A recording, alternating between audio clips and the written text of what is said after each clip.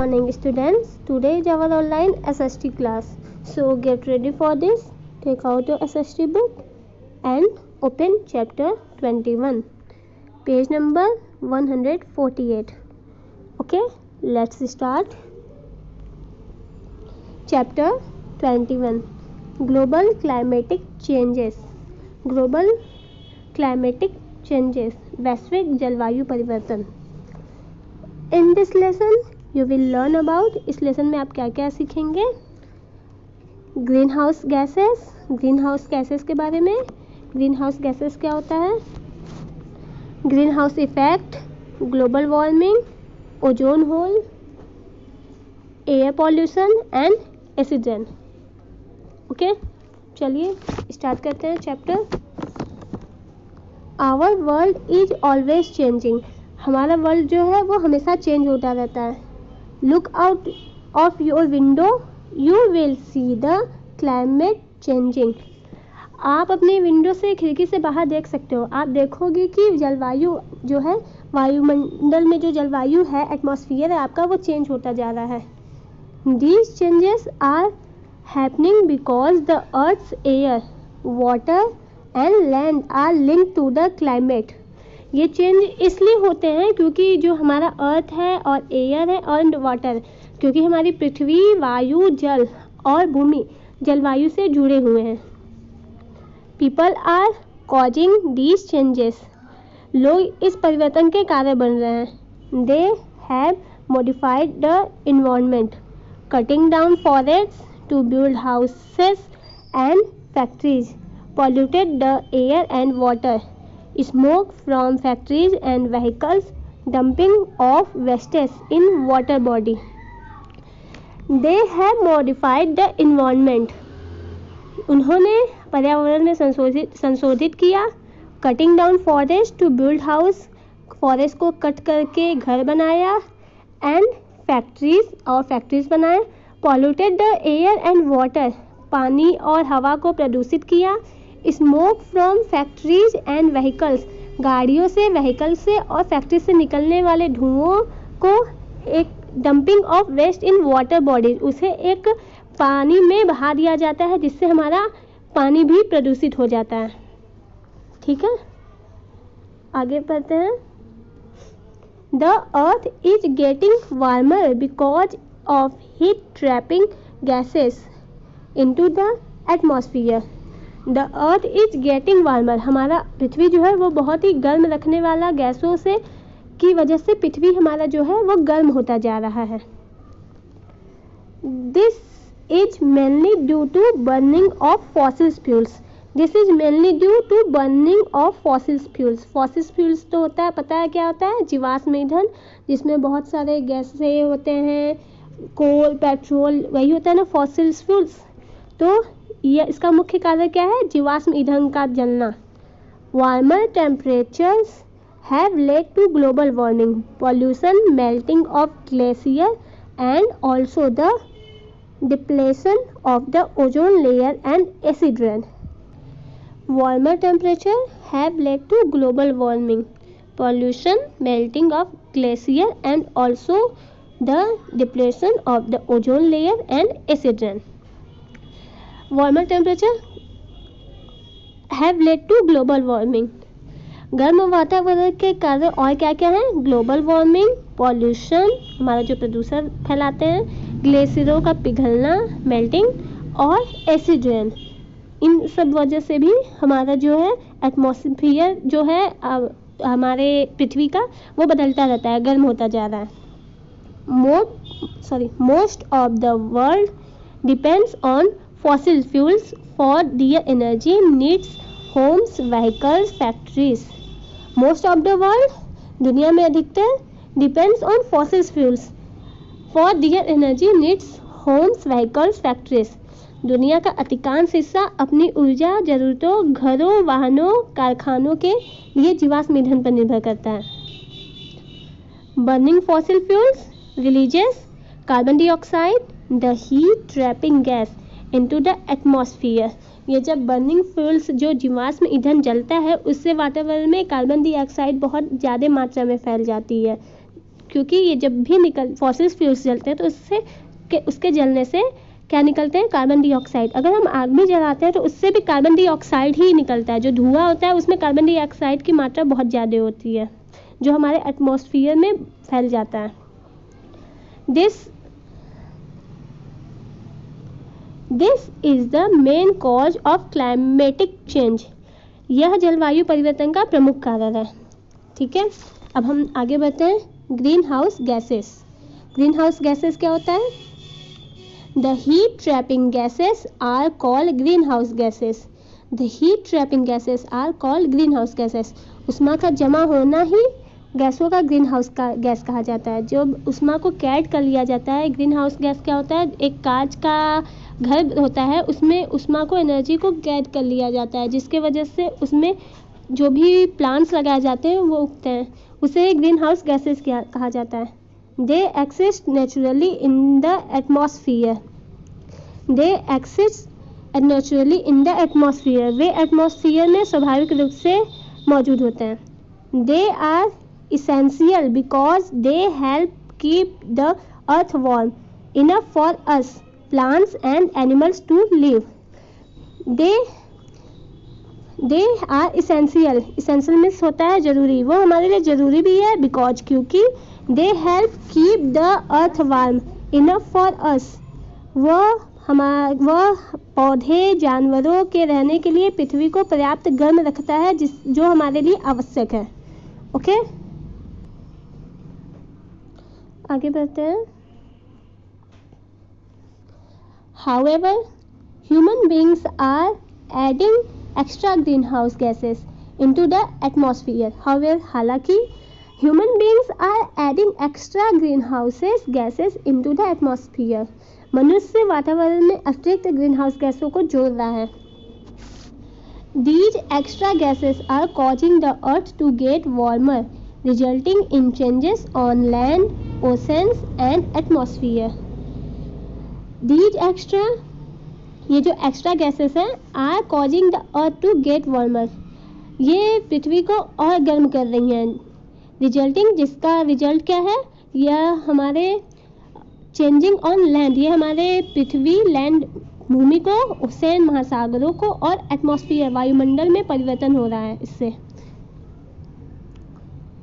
आगे, peoples activities produce large amounts of green house gases. Peoples activities, लोगों की activities हैं, गतिविधियां हैं, उससे बड़ी मात्रा में ग्रीन हाउस गैसेस प्रोड्यूस हो रही है, उत्पन्न हो रही है। आगे चलते हैं। Carbon dioxide is the most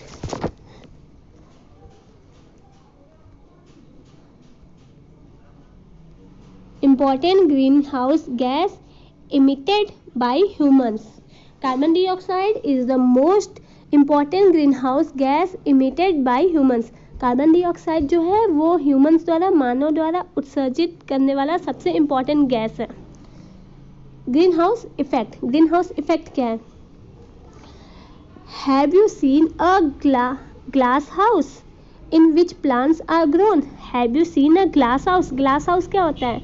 वही तो ग्रीन हाउस गैस का है, जो ग्लास का बनाया हुआ रहता है, उसमें एनर्जी को, वो उष्मा को अवशोषित कर लेता है, वो उसी से तो प्लांट्स उगते हैं, वही है green house effect. Okay, have you seen a glass house? क्या आपने कभी कांच का घर देखा है जिसमें प्लांट्स उगाए जाते हैं?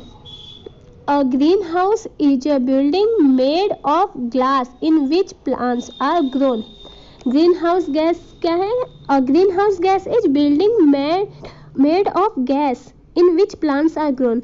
ग्रीन हाउस गैस वो बिल्डिंग है जिसमें ग्लास का बिल्डिंग है जिसमें प्लांट्स उगाए जाते हैं। द ग्लास वॉल्स अलाउ सन रे in and prevent heat from escaping out.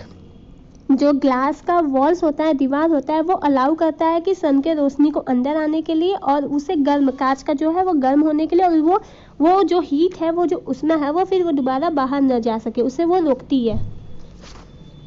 Similarly the earth can be compared to very big. Similarly, इसी तरह the earth can be compared to very big greenhouse. इसी तरह पृथ्वी की तुलना बहुत बड़े green house से की जा सकती है। As you know, an envelope of air surrounds the earth called atmosphere. जैसा कि हम जानते हैं कि पृथ्वी के चारों ओर वायु का एक लिफाफा होता है, इनवलप वायु का एक लिफाफा होता है जिसे वायुमंडल कहते हैं। The earth gets energy from the sun in the form of sunlight. पृथ्वी को ऊर्जा किससे मिलती है? पृथ्वी को ऊर्जा मिलती है सूर्य से, सूर्य के प्रकाश के रूप में मिलती है ना। The atmosphere lets in light but traps heat. The earth gets energy from the the atmosphere lets in lights but traps heat. वातावरण प्रकाश में आने देता है उसे, लेकिन गर्मी को फैलाता है। That's why, इसलिए the surface of a road stay hot even after the sun gets gone. That's why, इसलिए the surface of a road stays hot even after the sun gets gone. इसलिए सूरज ढलने के बाद भी सड़क की सतह गर्म रहती है। Gases in the atmosphere like carbon dioxide act like the gas and prevent the heat escape to outer space. Gases in the atmosphere like carbon dioxide act like the gas and prevent the heat escape to outer space. वातावरण में, atmosphere में carbon dioxide जैसी gas कांच की तरह काम करता है और गर्मी को बाहर आने से, आउटर स्केप में जाने से रोकती है। Greenhouse gases in the atmosphere absorb some of it, which make the atmosphere warmer. Greenhouse gases in the atmosphere. Greenhouse gases जो एटमॉस्फेयर में होती हैं, इसमें कुछ अवशोषित कर लेती हैं, जिनसे वातावरण गर्म हो जाता है। As the atmosphere gets warmer, it makes the Earth's surface warmer too. This had led to global warming. As the atmosphere gets warmer, it makes the Earth's surface warmer too. This had led to global warming. जैसे जैसे वातावरण गर्म होता जाता है, यह पृथ्वी की सतह को भी गर्म करने लगता है। इससे ग्लोबल वार्मिंग हुई है।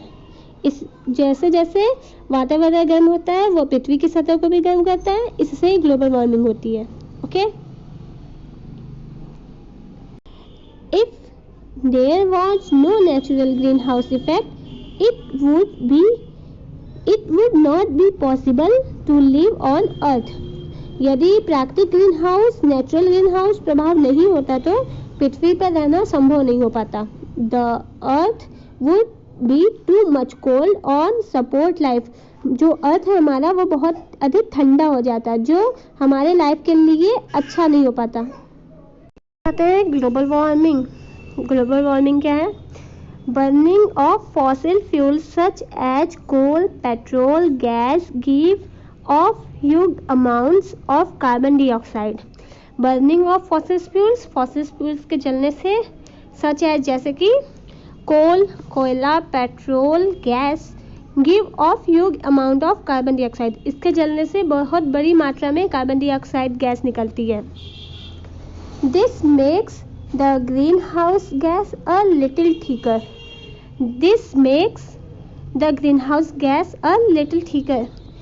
इससे ग्रीनहाउस गैस थोड़ी और भारी हो जाती है, मोटी हो जाती है। These gases absorb heat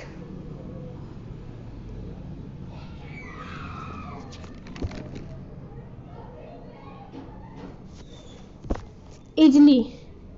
These gases absorb heat easily. ये गैसें गर्मी को आसानी से एब्जॉर्ब कर लेती हैं, अवशोषित कर लेती हैं। As a result, more of the sun's heat gets trapped inside the atmosphere. इसका रिजल्ट क्या निकलता है कि सूर्य अधिक गर्मी वातावरण के अंदर फैला देता है। This makes the planet warm. और इससे प्लैनेट और गर्म हो जाता है। This is known as global warming, जिसको ग्लोबल वार्मिंग के नाम से जाना जाता है। It is not necessary that all the places will be hot. ये आवश्यक नहीं है कि सारा प्लेस गर्म ही होगा. Some places will have heavier rainfall. कुछ प्लेस पे बहुत भारी मात्रा में वर्षा होने लगती है. More snow in some places. कुछ प्लेस पे बर्फ पड़ने लगता है. Longer period of drought. कुछ जगह पे सूखा पड़ जाता है. More storms etc. और कहीं अधिक तूफान आने लगते हैं. In others, these changes will affect people, animal and environment in many ways. ये जो चेंजेस होते हैं, ये जो बदलाव होते हैं, वो लोगों पर और एनिमल्स जानवरों पर और इन्वायरमेंट हमारे पर्यावरण को बहुत अलग अलग तरीके से इफेक्ट करता है. Some of the affected will be agriculture, water supply, health, forests and coastal area. Some of the effects will be agriculture, water supply, health, forests and coastal area. कुछ जो होते हैं some of the effects कुछ प्रभावित करता है, जैसे कि कृषि को, जल सप्लाई वाटर सप्लाई में जो होते हैं एंड हमारे कोस्टल एरिया तटीय क्षेत्र को भी.